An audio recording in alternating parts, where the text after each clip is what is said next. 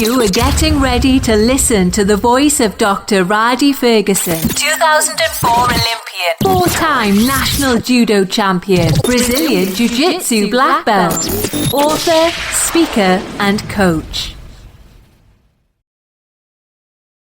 Hello, this is Dr. Rhadi Ferguson, and welcome to another edition of Coffee with Rhadi. As I'm getting prepared for the new Olympic cycle, the Olympic cycle we're in now for LA 2028, kind of reminds me of some of the work that I've done in previous years with previous clients in 2008, 2012, the run-up for 2016, the work I did when I was working with the Bahamas Judo Federation, when I was head coach for the Bahamas Judo Federation. I did talent identification, I did high performance, also did technical development,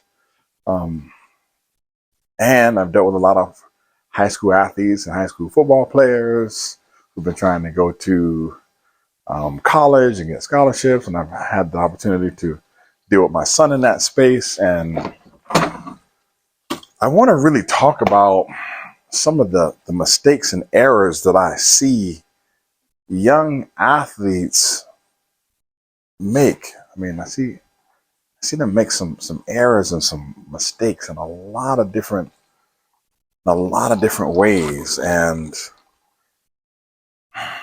if there was anything that I could do to really, really help them, it would be telling them these 5 things that they need to look out for and watch for.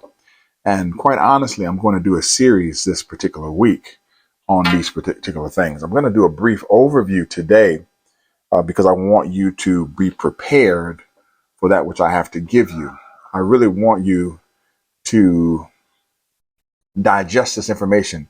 If you're an aspiring athlete, if you're a coach, if you're a high school athlete, if you believe you want to be a Division I player, if you think you want to go to the Olympics, if you think you want to win a national championships, if you really want to win something big or do something remarkable to the point where your name exists in the annals of history, then you want to listen to what I have to say today, and you want to be prepared for the rest of the week to get the information in this particular series. This series is going to be very good for you, and it's going to be very good to you. So I want to begin with 5 points, the 5 key points, which are the 5 biggest mistakes that athletes make that can hinder them from achieving their goals and being successful. Number 1 is a lack of clear, specific goals. The first thing that people lack is a lack of clear and specific goals. Now, many athletes set vague or overly ambitious goals without breaking them into manageable actionable steps. Let me tell you how I made this mistake. All right. In the years of 1998, 99, running up to the 2000 Olympics, I said, I'm going to the Olympics. I'm going to the Olympics. I'm going to the Olympics. I quit my job at Texas Instruments, and I was like, I'm going to the Olympics. I'm going to the Olympics. I said, I'm going to the Olympics. I said it. And let me tell you what happened. I went to the Olympics. I went to the Olympics in 2000 as a training partner and an alternate because I went to the Olympics. Then I figured out, I said, man, I wasn't really specific enough. And I said, no. I'm going to be an Olympian. And let me tell you what happened. In 2004, I became an Olympian. When I sat back and I thought about it, I was like, damn, why didn't I say I want to be an Olympic medalist? Or why didn't I say I want to be a world champion? Why did I say I wanted to be an Olympic champion? I did exactly what I said. I remember telling my son this when he was younger and he was competing. He would get scared before he would compete sometimes. And I told him, I said, Rufus, everybody that you believe you can beat, you beat. And everybody that you believe that you can't beat, you lose to. It's just that simple. When kids start saying, well, he's bigger than me and he weighs more than I do, they're already conceding that they're going to lose. Every person that you believe that you can beat, you beat. And every person that you believe that you can't beat, you don't beat. The same goes for teams. Every team that believes they can beat another team, they beat them. And the ones that don't win. Just think about it. It's really that simple. Think about the times when you've competed and you're like, oh man, he's better than I am. He's ranked higher than I am. He just won the national championships. He just did this. He's an All-American. The times that you went out and you believed that you were going to win, you won. Now, here's the problem and why having a lack of clear and specific goals and setting them in your mind and why it hurts. Because without a clear vision or roadmap, it's easy to lose focus or motivation. If you don't have a clear roadmap or vision on how to win a match or how to win a game, and you just go out there and say, I'm just going to go out and go hard and do my best. Well, when your best lines up against pain, anguish, frustration, and sufferation, is what we call it, then what happens is you lose the motivation and then you lose the focus. And then you find yourself on the losing end of the battle. So the solution for that, okay, is to set what they call SMART goals. SMART is an acronym that stands for specific, measurable, achievable, relevant, and time bound. They're SMART goals.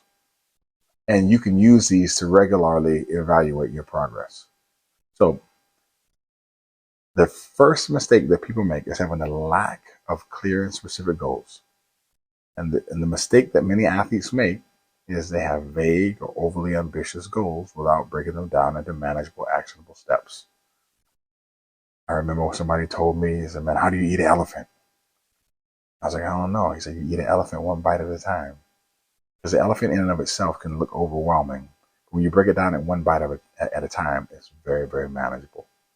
So the number two thing that I see that athletes have a problem with, especially nowadays with the invention of the smartphone, man, it's poor time management. Too much Instagram, too much Snapchat, too many apps, too much Telegram, too much WhatsApp. They have the notifications on. The phone is buzzing and dinging and cling, blah, boom, and everything is going on all the time. They're looking at their phones. They're going to their phones. They wake up, they're on their phones. They go to sleep, they're on their phones. They go to sleep with the phone in their hand. It's just too much on the phone. And then there's all the rest of the things that they have to do during the day and the relationships that they're trying to manage, friends or significant others. And they just do a bad job of managing their time. The mistake is they fail to prioritize training, recovery, and the lifestyle habits that are necessary in order to be a champion. Now, why does this hurt? It hurts because you end up having an inconsistent schedule. This leads to missed opportunities for improvement, and it hinders peak performance. This is a very easy solution. The solution is a diet. I tell people all the time, you have a food diet, you have a sleep diet, you have a workout diet, you have a visual diet, you have an auditory diet, you have a reading diet. You got to fix your diet. You have to fix your diet. The first thing that you should do as an athlete is fix your sleep diet immediately, because fixing your sleep diet immediately will inject discipline into your life right away. And fixing your sleep diet also will impact your eating diet. And then fixing your sleep diet will impact your auditory diet. It will also impact your visual diet. So the first thing that you should do, man, is fix your sleep diet. Clean it up as much as possible. Now, another solution is for you to create a daily routine. I would start with a sleep diet. A daily routine that balances training, rest, nutrition, and mental preparation. Now, we're going to dive into these things a lot deeper during the week. But for right now, that's a brief overview of one of the mistakes that people make, which is poor time management. Number 3 is ignoring recovery and overtraining. I don't know how many times I have to say this to my athletes, but recovery is a workout. Sleep is a workout. Sleep and rest is a workout. When I'm creating workout programs, I don't just create the program with the sets and the reps and the exercises. I also say sleep, rest, recovery, ice bath, stretch. Like, I put those things in on purpose. When you ignore the recovery days and the sleeping and the resting, it pushes you into the place of overtraining. The mistake is people push too hard without adequate rest, sleep, and recovery strategies. This hurts because overtraining leads to injury, burnout, and subpar or diminished performance. The solution is treat recovery as an integral part of the training plan by incorporating proper sleep, proper nutrition, and sometimes non-active and active recovery. Now, let me give you the fourth biggest mistake that people make. It's neglecting mental preparation. The mistake is they focus solely on their physical training while overlooking the mental aspects of the sport. This hurts because mental resilience, focus, and confidence are critical during competition, and their absence can lead to poor performance under pressure. The solution is read the correct books, listen to the correct podcasts, listen to the correct audio books, follow the correct people online, work with a coach, work with a sports psychologist, practice visualization, practice mindfulness, make sure that you are praying, and do the goal setting regularly. And number 5, and this, I see young athletes make this mistake all the time. They have poor diet and nutrition habits. And because they're young, they think they can get away with it. I was just having this conversation with an athlete, and I wanted him to look up Shannon Sharpe so he can see how Shannon Sharpe, how his diet was very controlled when he was playing in the NFL. He carried his food everywhere. He never ate dessert. He ate his food out of a container because he understood that his body was the way that he made money. And he needed to be a well-oiled machine all the time. And poor diet and poor nutrition habits can hurt performance. And it's a mistake, man, to fail to fuel the body with the right nutrients or following fads without understanding the impact. It's a mistake to eat out all the time. It's a mistake to be on Uber Eats. It's a mistake to do the DoorDash. It's a mistake. It's a mistake to grab just quick, unhealthy snacks on the go. It's a mistake to drink more soda and Gatorade than you do water. It's a mistake.